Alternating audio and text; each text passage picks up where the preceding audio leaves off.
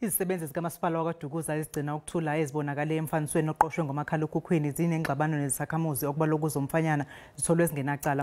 Lomfanekiso osabalale waphinde wagxekwa kakhulu ezikundleni zokuxhumana ubonisa laba nogada bedonsa ingane neminyaka 4 ngaphandle kwesakhiwo sezindlu.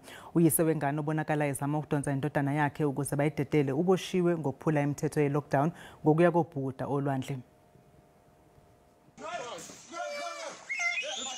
Ivideo edale umsindo einkundleni zokuxhumana kugxekwe kakhulu ukuphathwa kwengane. Kepha bakhona bagxeke nokuphulwa komthetho we-lockdown ngokubhukuda. It's only Metro Police and South African Police that will be investigated by the IP. But the Provincial Commissioner again has taken this upon himself to investigate what happened there. We hope we'll find out what happened and we act accordingly.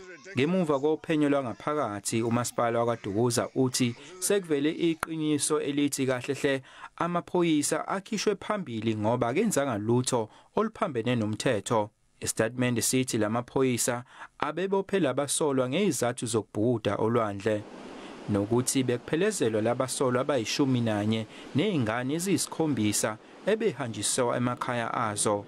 Kuthiwa lo baba wengane usebenzela umnyango wezempilo kwaZulu-Natal. Lo masipala uthi umthetho uyavumela amaphoyisa ukuthi izingane isuswe kubazali ziyiswe endaweni ephephile uma kuboshwa abazali.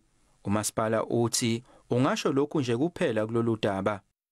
Our officers acted in terms of the Child Act with regards to how the child was handled. We would like to give the judicial process an opportunity to carry out its course as a case for arrest has been opened with umhlali subs for the 11 individuals who were in contravention of the Disaster Act. Undunankulu waKwaZulu-Natal uSihle Zikalala usigxekile lesigameko ngaphambi kokuphuma kophenyo lukaMasipala. Ezindabeni ze-SABC nginguvusi Khumalo waKwaDukuza.